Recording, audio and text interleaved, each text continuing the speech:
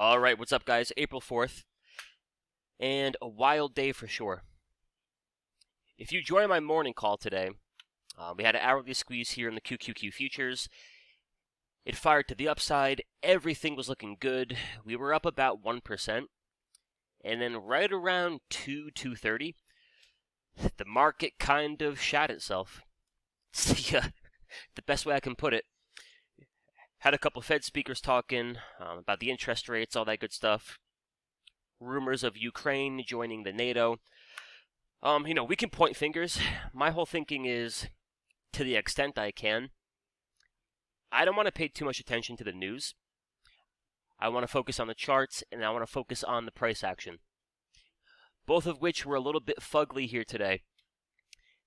AMD down 8%, Nvidia down 3.5%, Google down 2.8%, which kind of sucks. Bought some Google calls this morning. Caught a good bounce, had a little profit coming through, and then down goes Google.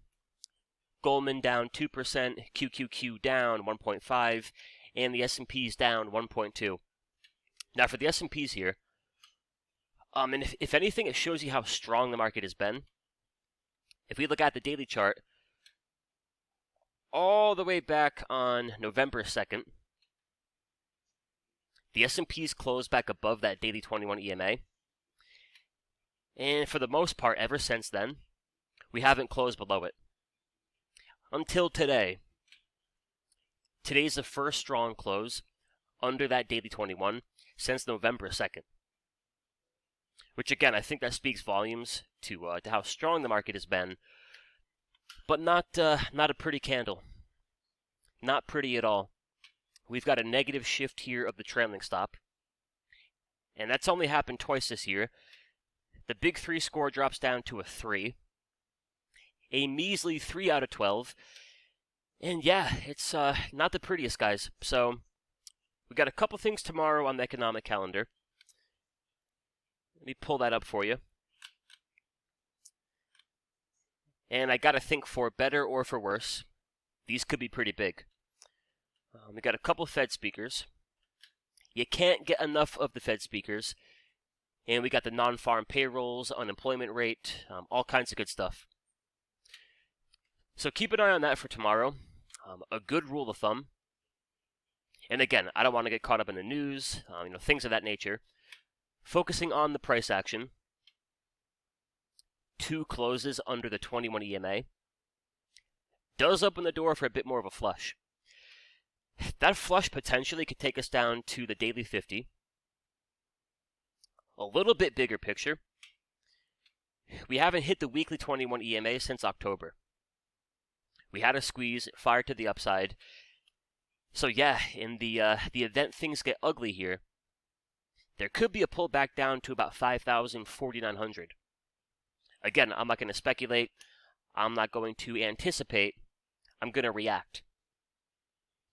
Take whatever the market gives me and take it day by day.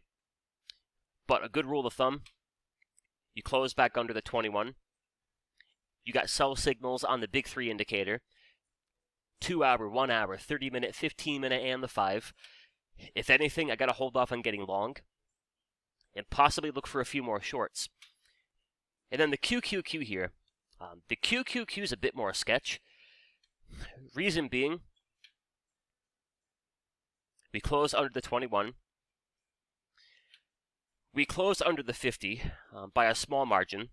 The bigger problem, we got this big triple squeeze setting up. The 4 hour, the daily, and that 2-day time frame. If we get a couple more closes below that 50, that daily squeeze might break short. That could take us down to about 425, with our weekly 21 EMA being down here around 420-ish. Now, for what it's worth, you take a step back, and you kind of take the 40,000-foot view of the market. The weekly chart is perfect.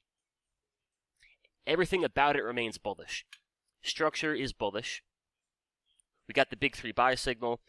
We've got a big 3 score of 12 out of 12. So granted, in the grand scheme of things, a pullback to about 420 just so happens to be my favorite number. But a pullback to 420 in the grand scheme of things, I don't think is the end of the world. However, you keep getting long, you hold those calls, $15 pullback, that might hurt a little bit. So again, the game plan for me, ignore the noise, focus on the price action. If we're above that 21 EMA and we got nothing but buy signals, I'm looking for spots to get long. Below that 21 EMA, nothing but sell signals, and I got to look for spots to get short. Now for tomorrow's session, the 4-hour squeeze here, it ain't looking too hot. If that does break short, that's going to take us a lot lower. I would think it takes us much lower.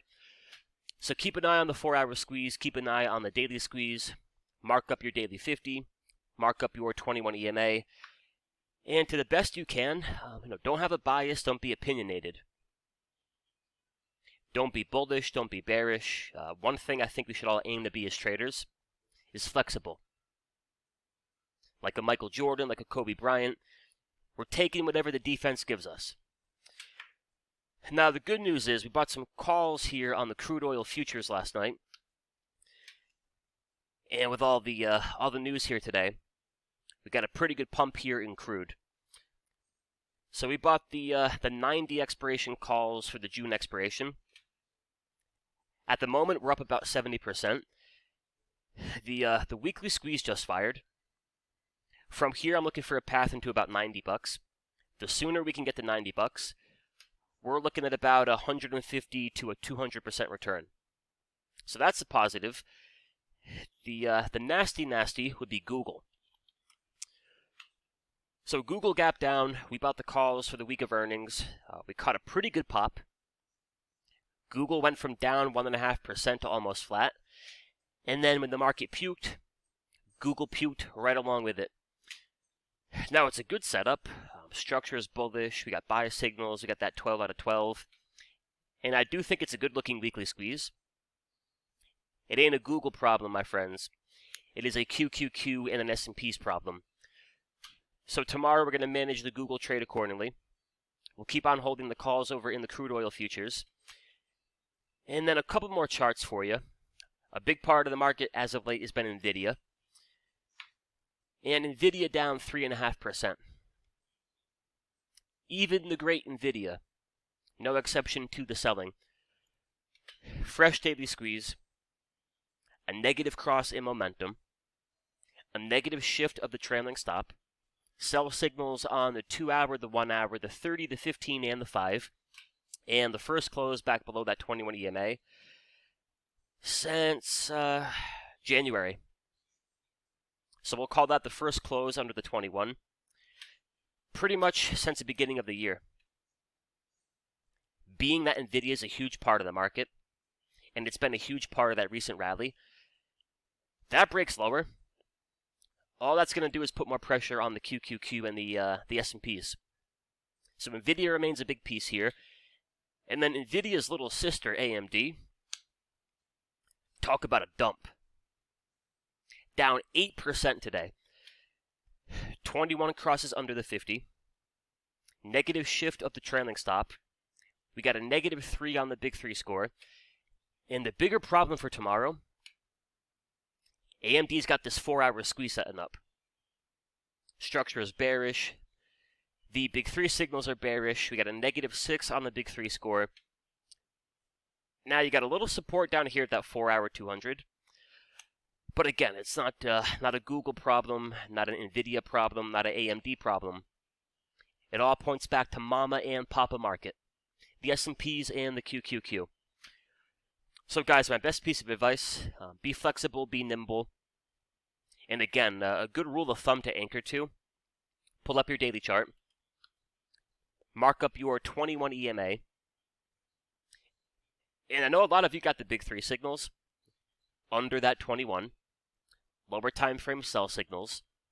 You're looking for a spot to get short. A spot to get short could be a bounce into a 15-minute 21 EMA, an hourly 21 EMA. You're looking for a 15-minute, 30-minute hourly squeeze. Things of that nature. And then, hey, in the event tomorrow goes good, they pop it, we close back above that 21 EMA, They cancel out the sell signals. We're getting some fresh buy signals. Then you try to take that old girl to the upside. But all in all, pretty ugly action. A lot of back and forth this week. And in a lot of ways, a frustrating week. On the NQ, 4 times this week, I've had a few longs, I had a few shorts. They were all up a couple of $1,000. They all got stopped out for break even. The nature of a little bit of back and forth. The return of the volatility. Speaking of which, take a look here at the VIX. And yeah, a pretty good pop here today in the VIX. But alright guys, I'm going to hit the sheets here. As always, I appreciate you watching. For those of you with the indicators, we pushed the updates yesterday. So the updates for the buy and the sell signals, the updates for the squeeze labels, the updates for the squeeze, the multi-time frame labels, the scans, and watchlist columns. Those are live for TradingView and for Thinkorswim. For those of y'all in my mastery, I'll see you tomorrow, 10:30 a.m. Central. For the rest of you, I wish you all the best of luck. Finish out the week strong, and I'll talk to you over the weekend. Adios, y'all.